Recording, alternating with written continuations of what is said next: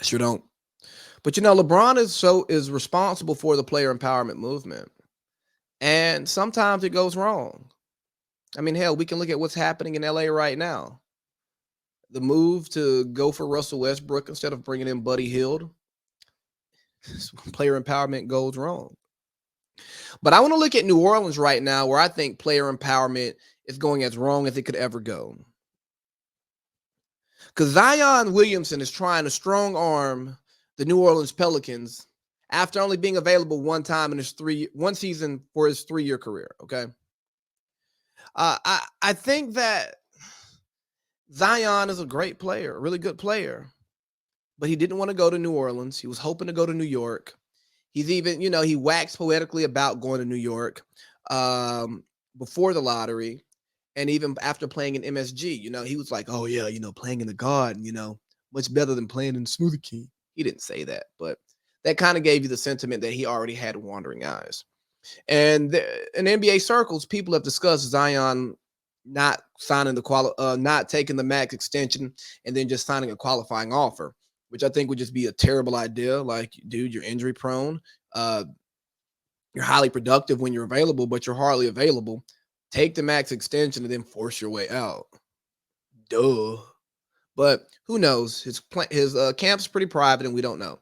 But here's where I say where player empowerment goes wrong, man. It's just a bad look for him. It's a bad look for the league.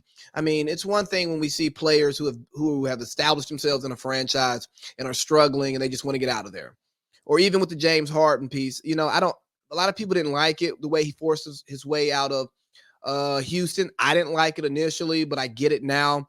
And the way he did himself in Brooklyn, a lot of people didn't like that. But I say, look, man, I didn't sign up for part-time Kyrie. I signed up to come up here and win a ring, and Kyrie is not making himself available for the team. I'm going to leave anyway, so get me out of here now so you can get something for me.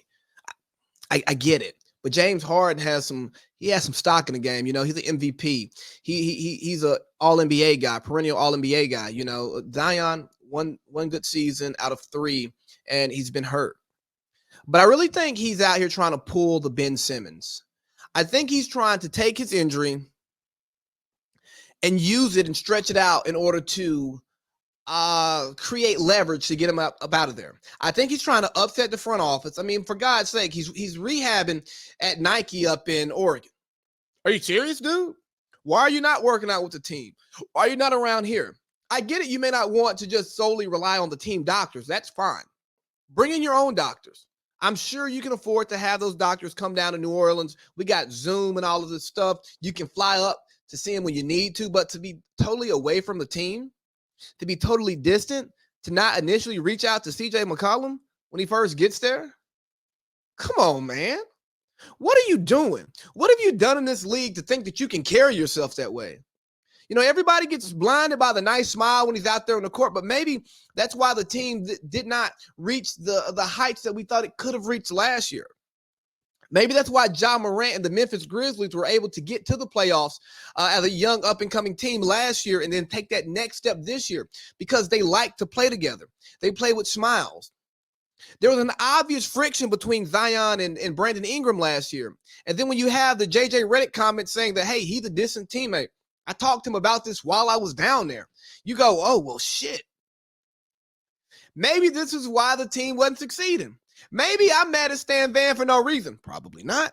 But maybe because Zion's not investing into the team, he's only invested into himself, that, he's not going to see the team success that you would like for him to see. Maybe he goes somewhere else and you see it. But look, if I'm David Griffin, I'm not backing down from you. I'm going to play hardball. You're not going to strong arm me. Especially at this point.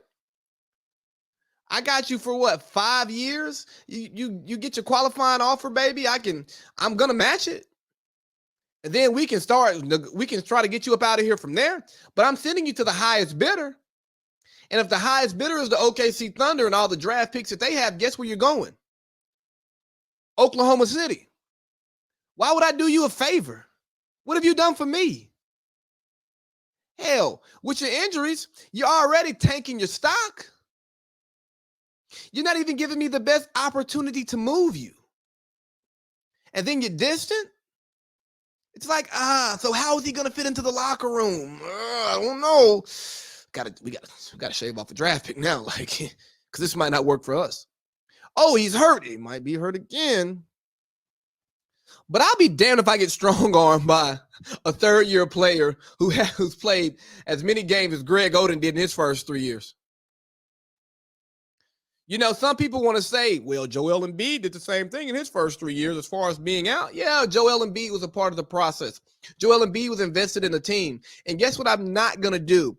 I'm not going to look at Joel Embiid as the template moving forward. I'm going to look at Joel Embiid as an outlier that worked and is working right now. But I think this is all going to just blow up in Zion's face, and he may end up on a worse team and a worse market until he can finally hit true free agency. And maybe Zion is just a bust. Maybe he's a highly talented bust, but maybe he's not going to be able to overcome the injuries.